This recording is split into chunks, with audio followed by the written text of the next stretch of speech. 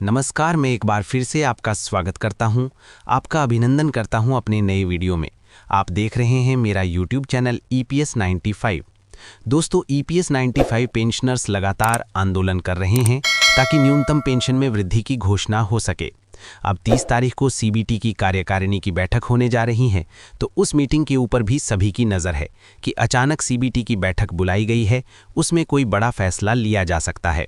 कल की अखबार हिंदुस्तान में EPS 95 पेंशन वृद्धि की खबर फिर से छपी है और इसका मतलब है कि सरकार EPS 95 पेंशन में वृद्धि करने का पूरा मन बना चुकी है। EPFO से जुड़े पेंशन भोगियों के लिए मीडिया तथा सोशल मीडिया पर लगातार खबरें चल रही हैं कि EPFO से जुड़े लाखों कर्मचारियों और पेंशनरों के लिए सरकार राहत की नई तैयारी कर रही है।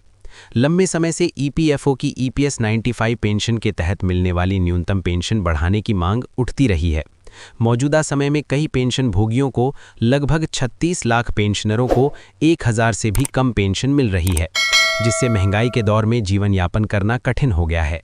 सरकार इस वास्तविकता को समझते हुए पेंशन संरचना में सुधार पर गंभीरता से विचार कर रही है।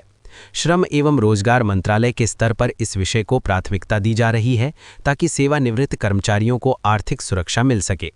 पेंशन बढ़ाने का उद्देश्य केवल मासिक आय बढ़ाना नहीं है, बल्कि बुजुर्ग कर्मचारियों को सम्मानजनक जीवन जीने का हक देना भी है। सूत्रों के अनुसार EPS 95 पेंशन में योगदान, न्यूनतम पेंशन सीमा और वित्तीय संतुलन जैसे पहलुओं पर व्यापक समीक्षा कर रही है, जिससे भविष्य में स्थायी समाधान निकल सके। EPFO कर्मचारी पेंशन योजना में बदलाव को लेकर कई विकल्पों पर चर्चा चल रही है। इनमें न्यूनतम पेंशन राशि को मौजूदा स्तर से बढ़ाकर व्यवहारिक और महंगाई के अनुरूप करने का प्रस्ताव शामिल है। इसके अलावा सरकार ये भी देख रही है कि EPS में कर्मचारियों और नियोक्ताओं की योगदान ढांचे को कैसे मजबूत किया जाए। विशेषज्ञों का मानना है कि यदि योगदान प्रणाली में संतुलन लाया जाता है तो पेंशन फंड की दीर्घकालिक स्थिरता सुनिश्चित की जा सकती है। सरकार का फोकस इस बात पर भी है कि किसी भी बदलाव से वर्तमान पेंशन भोगियों को तुरंत राहत मिल सके और भविष्य के कर्मचारियों के हित को भी सुरक्षित रख सके। EPS से जुड़े आंकड़ों, फंड की स्थिति और बढ़ती जीवन प्रत्याशा को ध्यान में रखते हुए सुधारों की रूपरेखा तैयार की जा रही है। ये बदलाव चरणबद्ध तरीके से लागू किए जा सकते हैं ताकि वित्तीय दबाव को संतुलित रखा जा सके। यदि EPFO कर्मचारी पेंशन योजना के तहत पेंशन बढ़ाई जाती है तो इसका सीधा लाभ लाखों सेवानिवृत्त कर्मचारियों को और पेंशनरों को मिलेगा। बढ़ी हुई पेंशन से बुजुर्ग पेंशन भोगी अपनी दैनिक ज़रूरतों और दवाइयों का खर्च और अन्य ज़रूरी खर्च बेहतर ढंग से पूरा कर सकेंगे। वर्तमान में कम पेंशन के कारण कई पेंशन भोगी परिवार पर निर्भर रहने को मजबूर हैं। पेंशन बढ़ोतरी से उनकी आर्थिक आत्मनिर्भरता बढ़ेगी। इसके साथ ही ये कदम सामाजिक सुरक्षा व्यवस्था को भी मजबूत करेगा। सरकार का मानना है कि मजबूत पेंशन प्रणाली से कर्मचारियों का भरोसा बढ़ेगा, यानी सरकार पर भरोसा बढ़ेगा और संगठित क्षेत्र में काम करने वालों को भविष्य के प्रति सुरक्षा का एहसास भी होगा। ये सुधार केवल आर्थिक नहीं बल्कि सामाजिक दृष्टि से भी महत्वपूर्ण माना जा रहा है। सरकार पेंशन बढ़ाने के फैसले को जल्दबाजी में लागू करने के बजाय ठोस योजना के साथ आगे बढ़ना चाहती है। इसके लिए विभिन्न समितियों और विशेषज्ञों की राय ली जा रही है। EPS फंड की वित्तीय स्थिति, भविष्य में बढ़ने वाले पेंशन दायित्व और राजकोषीय संतुलन को ध्यान में रखते हुए रणनीति तैयार की जा रही है। माना जा रहा है कि पहले चरण में न्यूनतम पेंशन सीमा पर फैसला लिया जा सकता है, जिसके बाद अन्य संरचनात्मक बदलाव किए जाएंगे। हालांकि पेंशन बढ़ाने का फैसला राहत भरा है, लेकिन इसके साथ कई चुनौतियां भी जुड़ी हैं। सबसे बड़ी चुनौती EPS फंड की वित्तीय क्षमता को बनाए रखना है।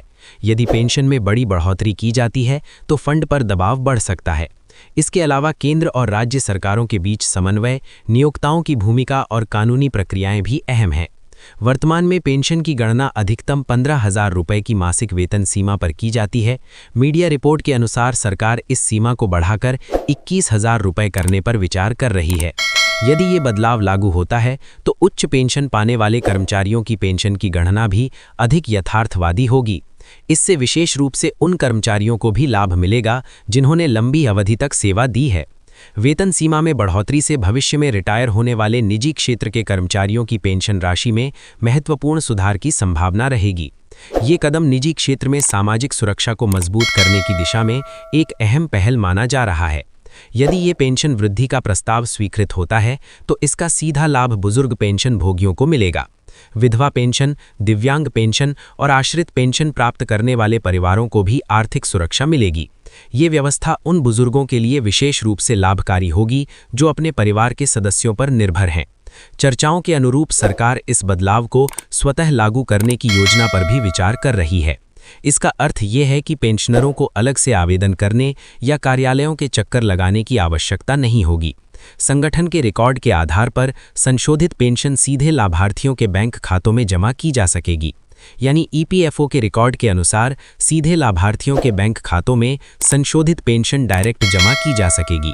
ये प्रक्रिया पारदर्शिता बढ़ाएगी और वरिष्ठ नागरिकों के लिए व्यवस्था को अधिक सरल और सुविधाजनक बनाएगी।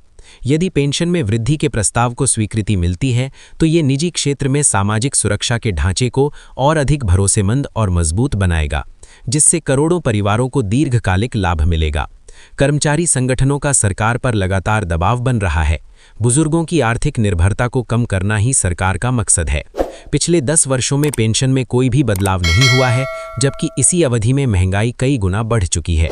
दैनिक ज़रूरतें, स्वास्थ्य सेवाएं और दवाइयों की कीमतें लगातार बढ़ रही हैं। ऐसे में 1000 रुपये की पेंशन बुजुर्गों के लिए नाकाफ़ी है। तो दोस्तों, ये सभी चीज़ें मैंने जो मीडिया पर चल रही हैं, और अगर आपको ये अच्छी लगी हैं तो कमेंट में ज़रूर बताना, क्योंकि अब सरकार जल्द से जल्द आपकी पेंशन में वृद्धि करने जा रही है। लगातार सोशल मीडिया पर ये खबरें चल रही हैं। तो मिलते हैं अगले वीडियो में, तब तक के लिए नमस्कार।